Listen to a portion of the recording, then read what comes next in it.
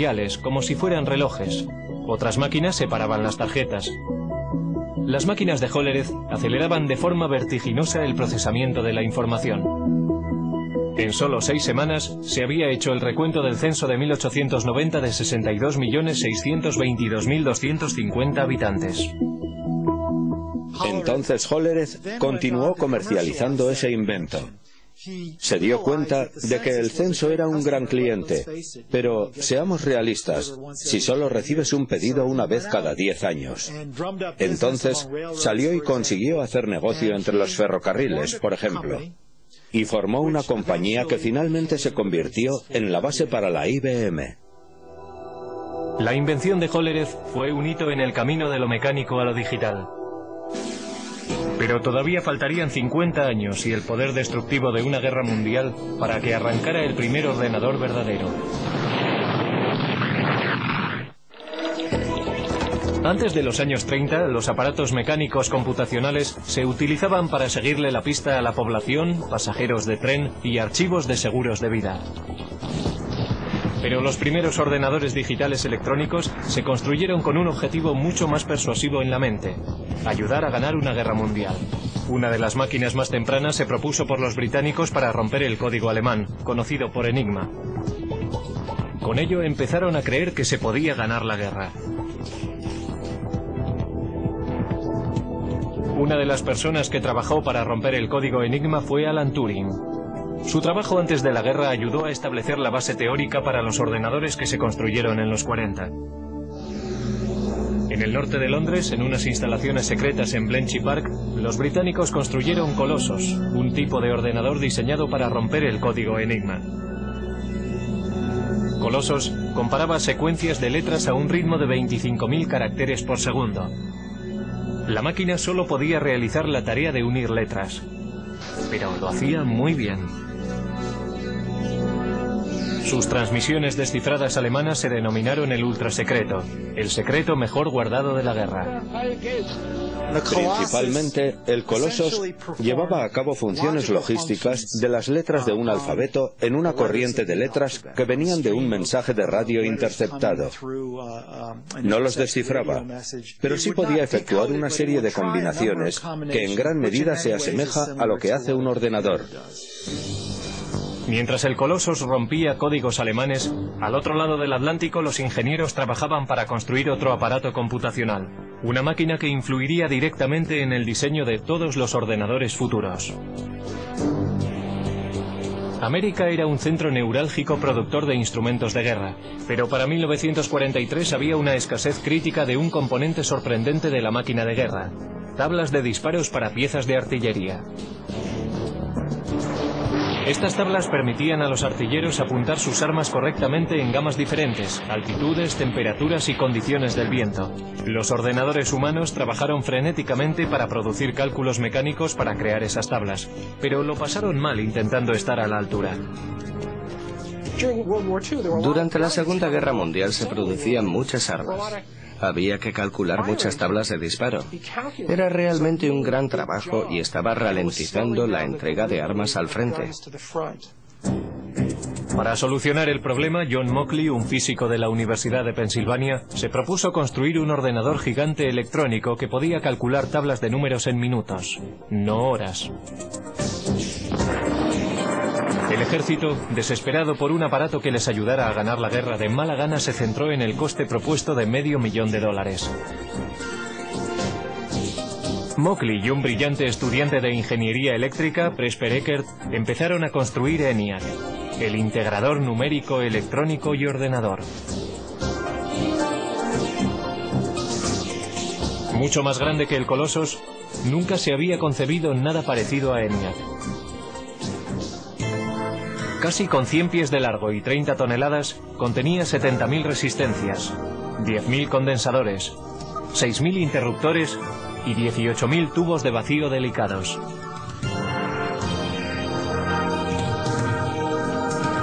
Los tubos funcionaban como bombillas.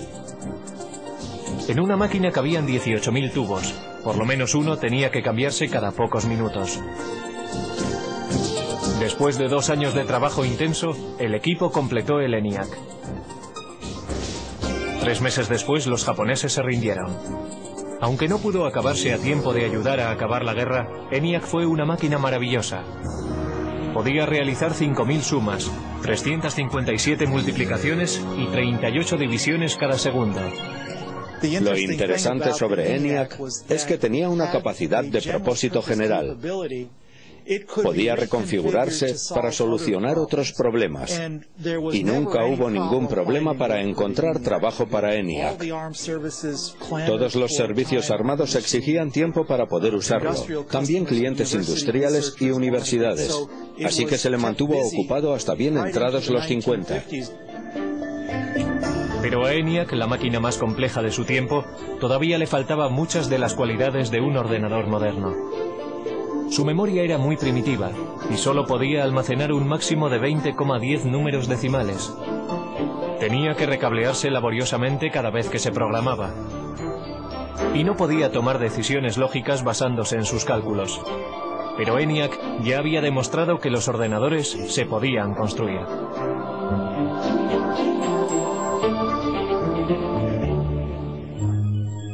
Justo antes del final de la Segunda Guerra Mundial, John von Neumann, un consejero de Ecker y Mockley en el proyecto ENIAC, escribió un ensayo que iba a influir de forma definitiva en el siguiente paso del diseño de ordenadores.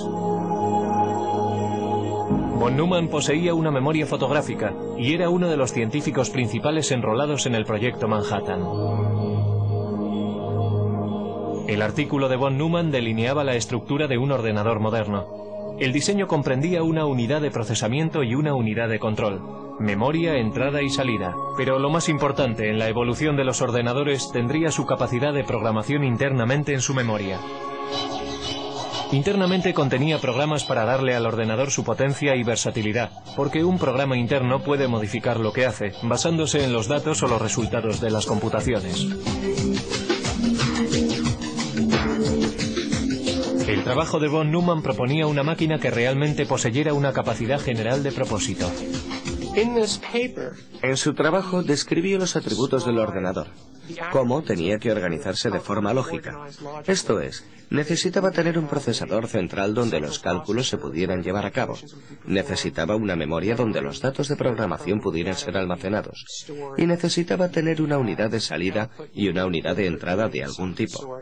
Trazó el plan lógico, el mapa para un ordenador, y señaló la dirección que había que tomar para el futuro. La idea para almacenar programas internamente era la última llave para desarrollar el verdadero ordenador con un propósito general. Pero si fue o no la idea de von Neumann es algo que se ha debatido con vehemencia recientemente. Ecker y Mockley, que habían trabajado con von Neumann, dijeron que habían formulado programas internos como parte rutinaria de su trabajo al construir ENIAC. Sin embargo, Ecker y Mockley no fueron incluidos como autores en el artículo y se sintieron traicionados. Pero al darse cuenta de que el ordenador encontraría un lugar en el mundo de los negocios, Ecker y Mockley formaron su propia compañía. Empezaron a trabajar en una máquina que llamaron UNIVAC, Ordenador Universal Automático. A diferencia de sus predecesores, UNIVAC era una máquina amable, diseñada para solucionar problemas científicos o militares. Podía diseñarse para satisfacer varios propósitos. El UNIVAC también constituía el primer ordenador en poder fabricarse en masa y venderse comercialmente.